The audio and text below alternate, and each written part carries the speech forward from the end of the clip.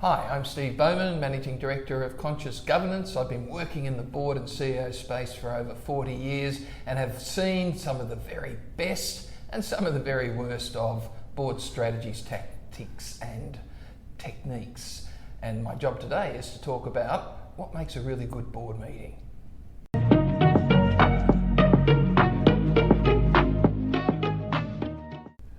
Hi, welcome to Governance Bites. My name is Mark Banicevich, and as you just heard, I am very fortunate to have more time with Steve Bowman. Stephen, thank you very much again for your time.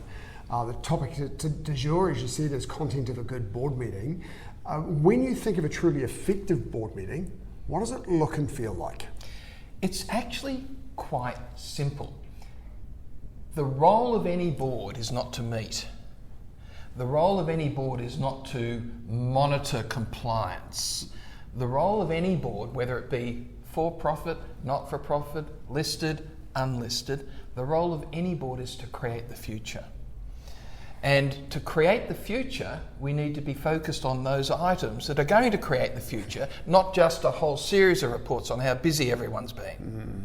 So, if we're going to look at the content of a really good board meeting, it starts off with, let's understand why we're here in the first place. And the best way of doing that is your own vision or your own purpose statement. 90% of the boards do not put their vision or their purpose statement on the board agenda to remind directors why they're there. Why wouldn't you put it on your agenda to say, and you kick off the meeting saying, our job today is, and then read out the purpose or the vision statement. Right. That's our job. That's why we're meeting today. Now, in our agenda, it's a full agenda, but there are two big topics that we're going to spend most of our time on. The chair can do this. And actually, you say right up front where we're going to spend most of our time today on these two big topics. And so therefore, when you start to look at the role of the board is to create the future, therefore we need to have those conversations right up front, not at the end, right up front, yes, about these big ticket items that are going to create the future. Mm-hmm. So therefore, when you look at the board agenda, then it goes sort of present, apologies, declaration of interest, a little hint for everyone. Next item, declaration, I've read the board papers. And then you get into, okay, so here's the first big topic. Get straight into it. Directors have limited bandwidth when it comes to concentration. Mm-hmm. Too many boards put big ticket items towards the end because they've got to get through all the operational stuff first. That's rubbish. You have the big stuff up front. That's where we're the freshest, where we can have those debates. And if it takes longer than it needed to take longer. Yeah. So when you're looking at structuring your agenda, the content should be big ticket items up front, the big things, the big meaty issues, the items that are actually going to create the future. And then you can have the reports from the CEO, but then in that, if there's something that is big meaty issue in the report from the CEO, it should be up the front. Not as a CEO's report, but you've got, okay, in my CEO's report or my managing director's report, there's a big meaty item in here that really is worthy of a lot of board time discussion. I'll pull that out as a separate discussion paper. Yes. And that goes right up front. Right. So you have your agenda that actually reflects why we're there in the first place. Those items that are about creating the future, right up front. Those items that are for noting, they could be compliance or updates or whatever, but we don't really need to have any decisions around it or any discussions, right down towards the end. And the best boards have something, have put in place what they call a consent agenda. Very, very simple to do, and still most boards don't do it. A consent agenda is where we know there's three types of board papers. There's a paper for decision, a paper for discussion, but we don't need to decide anything, but we can thrash out some issues and see where to. There's no decision needed. And then there's a paper that is for noting. All those papers for noting are put at the end of the agenda under the heading, paper for noting. And then at the start of the board meeting, present, apologies, declaration of interest, declaration I've read the board papers, approval of all the papers for noting. Not to be talked about. They don't need to. They're just for noting. If any director wants something in that paper discussed, they have to ask the chair prior to the board meeting, and that way we can pull out a discussion paper from that item in readiness for the board meeting. Yes. And where, I think I know the answer to this question, where then do you talk about the minutes of the previous meeting? Well, the minutes of the previous meeting are very simple. Present apologies, declaration of minutes, approval of minutes of the board of previous meetings, okay? That should be a paper for noting, all right? So, because we've already got that approval of all the papers for noting, so we've already got the approval. Right. So one answer to the question is at the end. Another answer to the question is it's part of the consent agenda, so you don't need to discuss it at all. It just gets approved. Yeah. Brilliant. The only time, approval of the minutes, I mean, logic goes out the door sometimes with this. I've seen in board meetings, I've seen a director stick their hand up and say, look, I move that we approve the board minutes. They weren't at the meeting. Right? So now, if you don't agree with those board minutes, you should have contacted the chair prior to the board meeting. One of the tricks of the trade for everyone who's on a board is that you really never want to hear at the board meeting, what did you mean by that? You should never ask that at a board meeting. You should always ask it prior to the board meeting. Right. And you should never hear at a board meeting, oh, I need more information on this. You should always hear about that prior to the board meeting. So one of the tricks of the trade for any chair or any board is to have a session 2 or 3 days prior to the board meeting called a clarification session. So when you've sent your board papers out, usually 5 days and a weekend, or 6 days or 7 days, not the day before, then that gives the directors a chance to read through it and to highlight any information that they either need more information on, or they don't know what it means. They've got some clarification. You ask that at this half-hour clarification session, and then those clarifications are sent to all directors so that you don't have to hear about it at the board meeting. Yes. Guaranteed it'll knock 30% off the time of your board meeting if you do that. How do you define productivity in a board meeting? Is it about decisions, debate, alignment, or... Look, productivity, again, you go back to the reason for the board, to make the choices that create the future for the communities we serve. That's our job, right? True productivity is where everything is focused around creating the future. Now, of course, finances are important. It's very hard to create the future if you're insolvent. Right? Also knowing in terms of the finance, what are the big drivers, what's going on there. Most financial reports I see, and look, I've spent nearly 20 years being the CEO of peak bodies for the finance industry. So I've seen some of the very best financial reports, and it's never about the figures. It's always about what the figures mean in the report, rather than having just a myob spit out of the profit and loss and balance sheet. What you've got to have is a discussion paper that highlights, here's what these trends are showing, and here are the implications in the next 2 years for us. Here are the options we've got to deal with it. Now that's a proper finance report, not just a copy of the P&L and the balance sheet and cash flow. So having the implications for a board paper spelled out very, very quickly and very clearly at the front of the board paper. So here's the issue. Here are the 2 major strategic implications we need to talk about. Here are some of the options. Here's our preferred option. Now let's get to it. And as a CEO, that's what you want to put in front of the board too, right? These are some things that I'm battling with that you need to know about it, or I need some help with. Yeah, exactly right. A good CEO's report should always say, here's an update of how we are operationally in a dashboard, 1 page, all the major things that see. Here's the agreed parameters behind what's good and what's not good, and here's where we are. So you can identify those top 6 or 7 key parameters that tell us whether or not we're on track, whether we're going gangbusters or whether it's falling off. 1 page. And then what the implications of those are. Too often I see dashboard reports where they're beautiful dashboards, they're fabulous, and I'm still left with what do you want me to do with this stuff?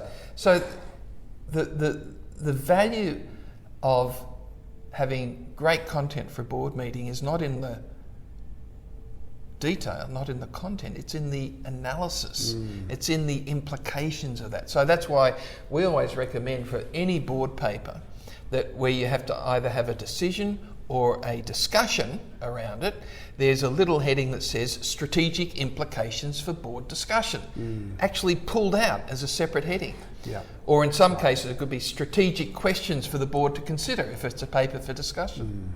Yeah, absolutely. And now you've talked about the importance of elevating those strategic issues first. How then do you balance the strategy with discussions around risk, around performance, and around culture?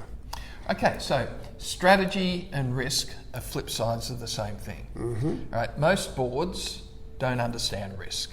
They see it as a compliance issue. They see it as, my risk report, here's the risk register. Here's what we've done. That's rubbish. It's a waste of everyone's time. What we do need to know is what are our top 3 or 4 key risks that we as a board should be focused on?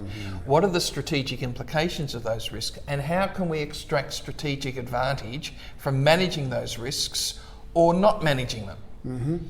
Because everything you do has the possibility of creating opportunities. Yes. So risk reports are not about providing a risk appetite statement and providing a risk register. They are about, here's our top 3 or 4 risks. Here are the opportunities these risks provide us. How can we minimise the impact for it to, how can we minimise the potential for it to occur? Here are the strategic opportunities for us to do that. Here's how we can create business out of this.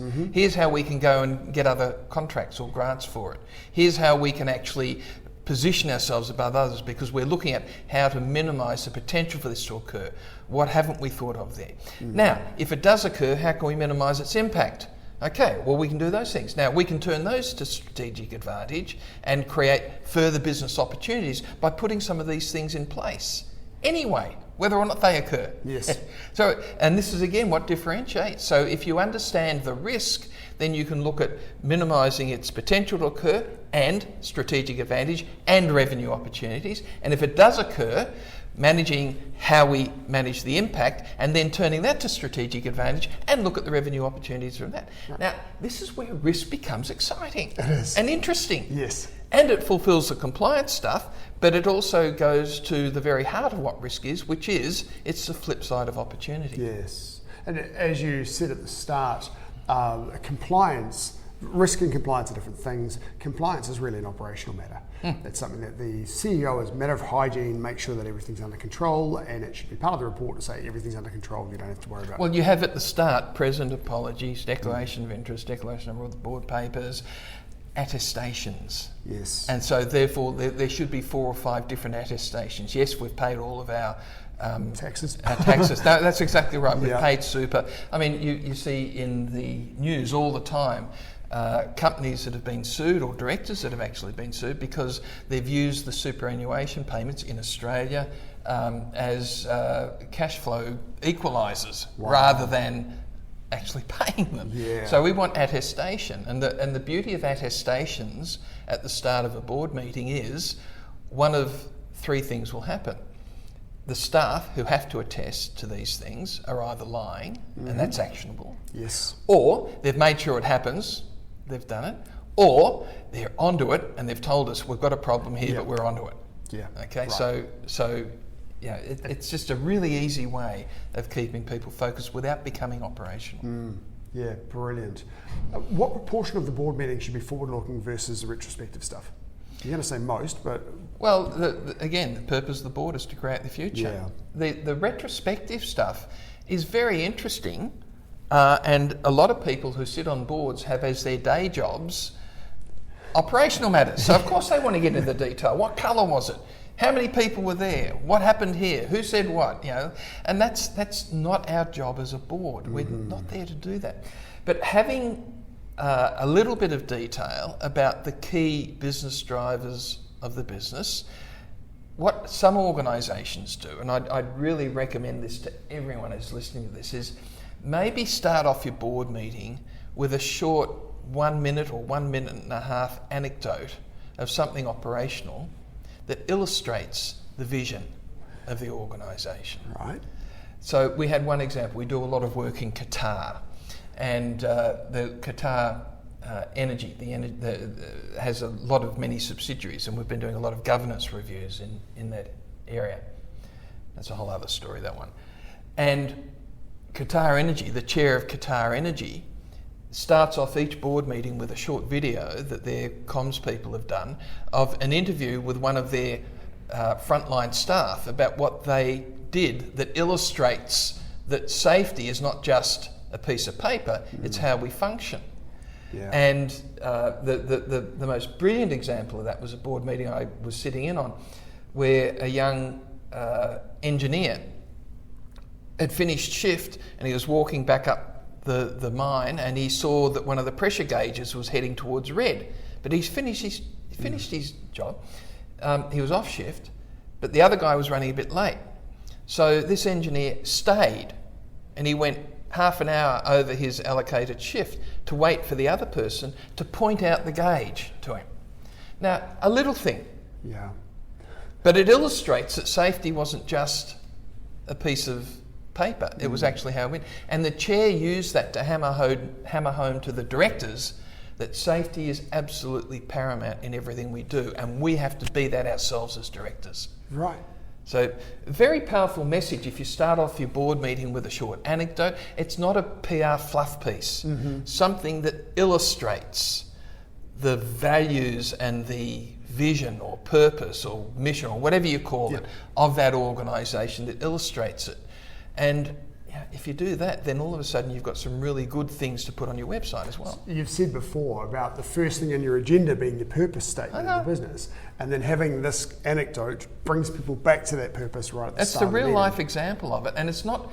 It should never be done as a PR fluff piece to get the troops rallied behind you. That's rubbish. It should be a real life example that illustrates. Yeah, right. It feels to me like the board has a role to play in the retrospective stuff. Yeah. Making sure that the hygiene is there and everything. Or they've got to understand, they've got to put in place what's acceptable and what's not. Yes. So the retrospective stuff, the best way of doing that is often through ratios. Yes. So yeah, and most don't do this well. Balance sheet, for example, is a great example. All right. So in many organisations, I see they provide the balance sheet, and most of the directors look at it and say, "Yeah, okay, so it looks okay, it's fine, okay." Hang on a second. What's our liquidity ratio? Yeah. All right. What's the ratio of debtors to creditors? Yeah. What are the top 3 or 4 or 5 things that our balance sheet can tell us? Let's make it easy for the directors by pulling them out. Just give the ratios. So then you've got, here's our liquidity ratio is 1.2. Now, a number of directors will go, well, WTF? What does that mean? Yeah. So we need to know anything below this figure is not acceptable. Here's our benchmark. Anything above this is not. Here's our benchmark. Here we are. In a nanosecond, you've already done your due diligence. So it feels to me like, with the way that you're talking about it, and with the consent agenda that you mentioned prior, a lot of the retrospective work of the directors would actually be done outside the board meeting.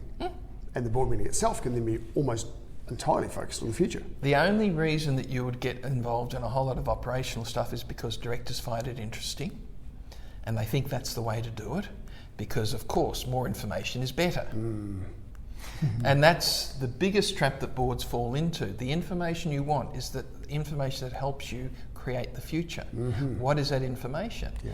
And that means that when you look at structuring your agenda, there's the 3 things that should work hand in hand. First of them is your vision, and therefore we need to be using that vision to help determine how we provide reports.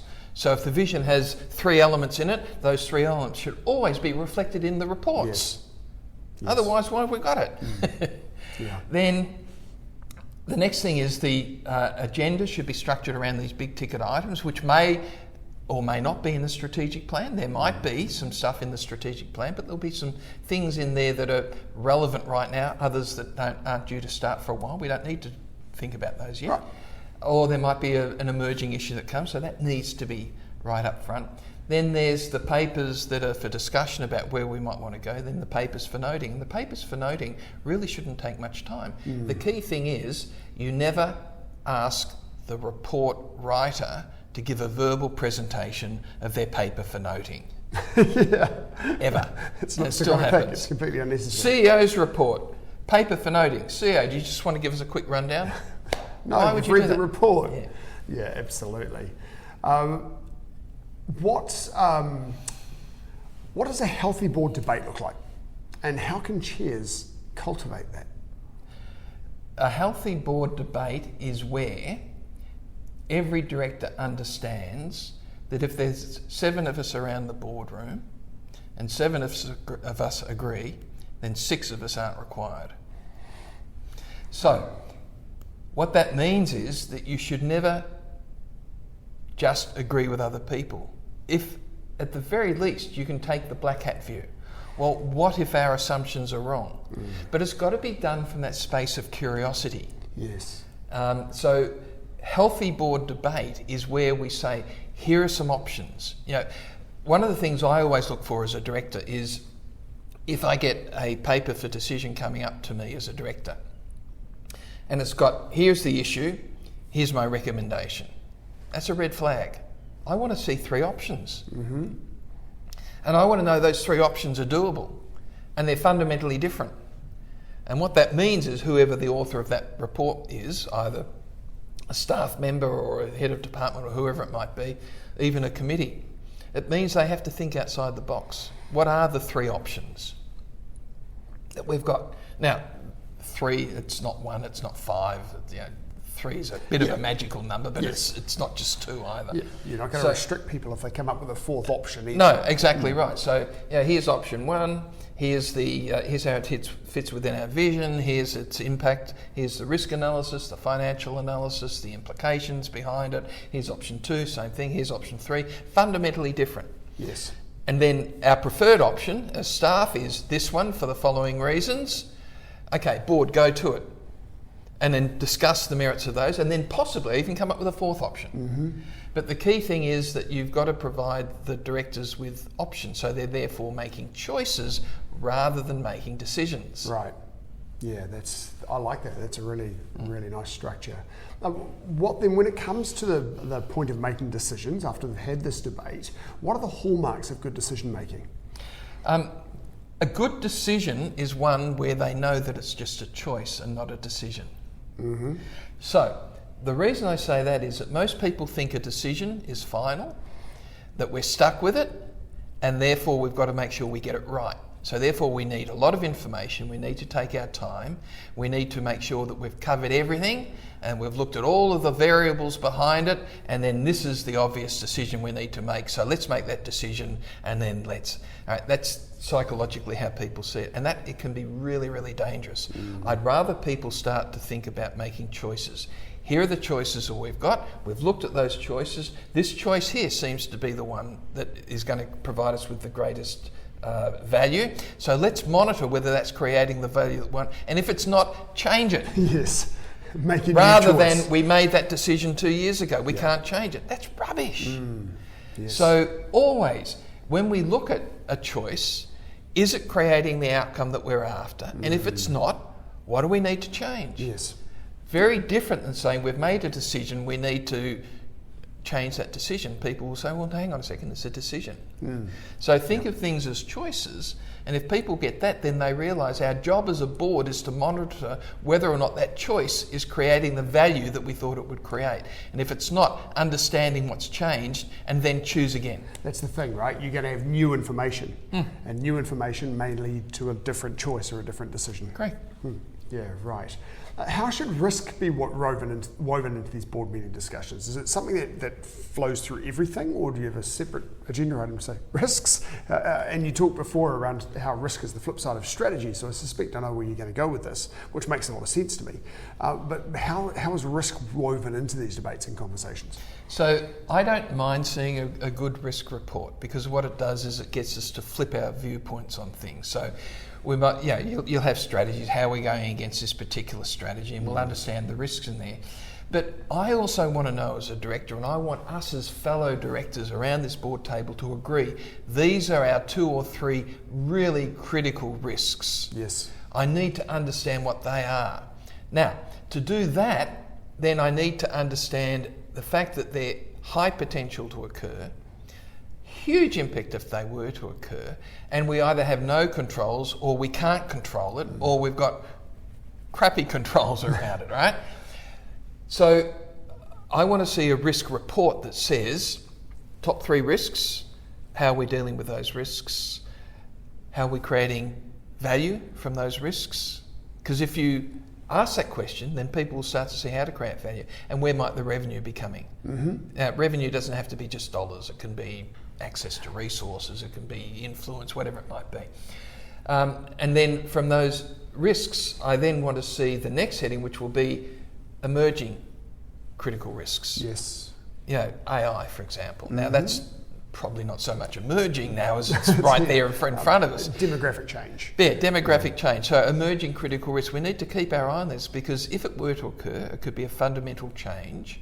Now, it's interesting, risk is not about negative things happening. You know, the biggest risk that most organisations face that they don't understand is growing too quickly. Yes. Because we know that about 64% of all businesses fail because they did not manage quick growth. Yes. And things fall over.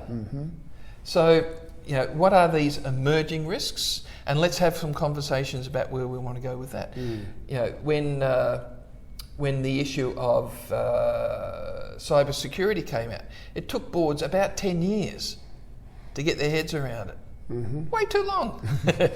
AI, it's taking them about 2 years. Most boards now have it on their agenda to have some conversations about it, but I would still say probably 50-60% of boards haven't really looked at it because they think it's an operational issue rather than, well, this is changing the nature of a whole lot of different things. Don't buy into the hype. You know, everyone who's got a LinkedIn page is talking about AI and how you can use it and hire me. Now, what does it mean for us? What does it mean for our supply chain? What does it mean for the way we look at business? What is it that we aren't even able to see because we're so used to doing it this way? Yeah, what does it mean for, if you look at something like the Porter's Five Forces model, what does it mean for new entrants coming into our industry? In 5 years' time, let's get ready for that. Yeah. Let's be one of them. Yes, yeah, absolutely. How can boards ensure that meeting time is used effectively without feeling rushed? And a related question to this is the challenge of the chair, keeping board meetings to time, keeping discussion items to time. So some boards allocate times to it, just as an indicator. And they use that as a perception management device. So we will spend 45 minutes talking about this issue, and it's only a 4-hour meeting or a 3-hour meeting. We'll spend 45 minutes or an hour on this one.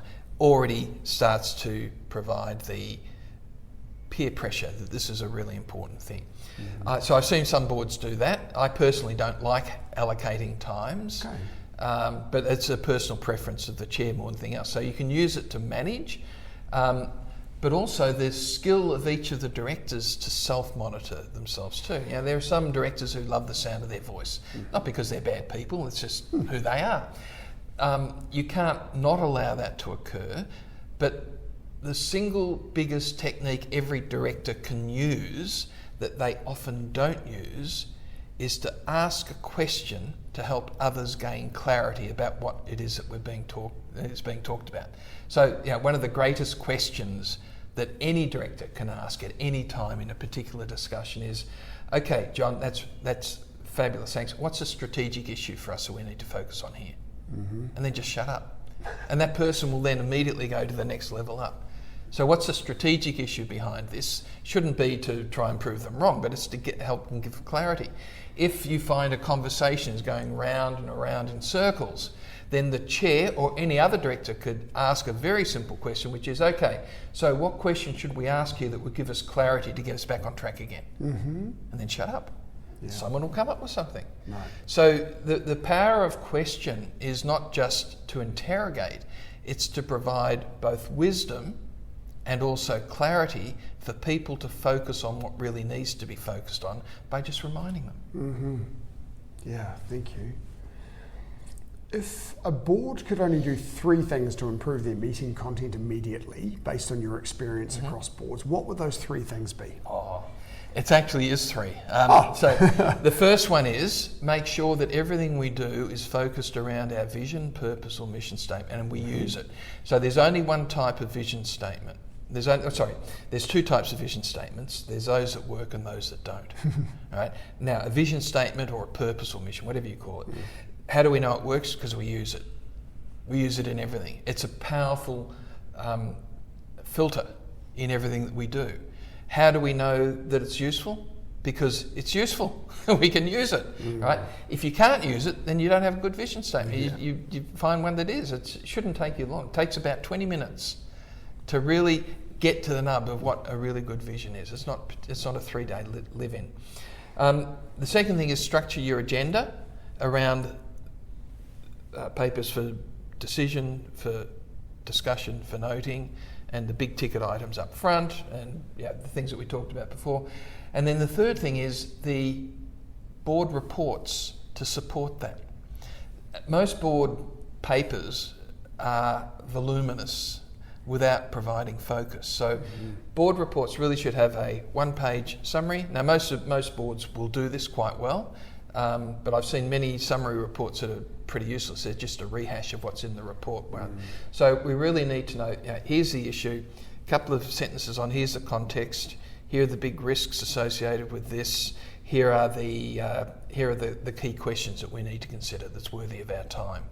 So if you get your board reports to the stage where they're actually helping focus, there's 2 criteria for a good board report. And for those of you who are in New Zealand, you will love one of them. The first one is it's got to answer the so what question. So what do you want me to do with this? So why is this important for me? So what? Right up front. Don't. And then the second one is the where's Wally conundrum. Don't make me search for Wally. Wally's in there somewhere. Put a big red circle around and put it right up front. So don't make me search for Wally in all of this. So the where's Wally component needs to be highlighted up front. So in the CEO's report, for example, if there's a big item in there, don't leave it in the CEO's report, pull it out as a discussion or a decision paper separately. So all the where's Wally stuff is right up front. You get those 3 things happening, and you get a really good chair and the culture of questioning, and you've got a board that's an absolute pleasure to sit on. Oh, fantastic. Be nice to be on some of those. One final question, and it related to the board agenda actually. What advice would you give a new chair about shaping their first board agenda? The key thing is to, again, go back to the reason that the board is there to create the future. So when you're shaping the agenda, you can ask your directors, are there any emerging risks or any emerging issues that they think is worthy of time? You ask them in advance. You should never have a board agenda item at the end which says other business. The reason you should never have other business is that most often people use that as a way to sneak in something that they couldn't have snuck in anywhere else. And other business has no place in a board meeting. If there's any other business, talk to the chair beforehand and have it on the agenda. Don't surprise them at the meeting, unless it's happened in the last half hour or hour or something like that. There's always an exception. So I would rather have, in place of the other business, strategic issues for board discussion that don't naturally fit in within where that board agenda is. So the key thing is for the chair to understand that they own the agenda, they'll listen to their directors, but they have the capacity to create an agenda that is truly strategic and mind-blowing in terms of focusing the directors. If that's not happening, it's on the chair. And they can change it. So they don't need permission of the board to do that. Steven, that has been a really cool conversation again. I appreciate your time. It's been great. Thank you so much. Great pleasure. I think we'll get a chance to do this again soon, which I'm looking forward to. And we'll see you next episode. Bye. Thank you for watching this episode of Governance Bites. We have more episodes on YouTube and your favourite podcast channel, where I interview directors and experts on various topics relating to boards of directors and governance. We'd love to see you back, and please like, subscribe, and share the videos and podcasts.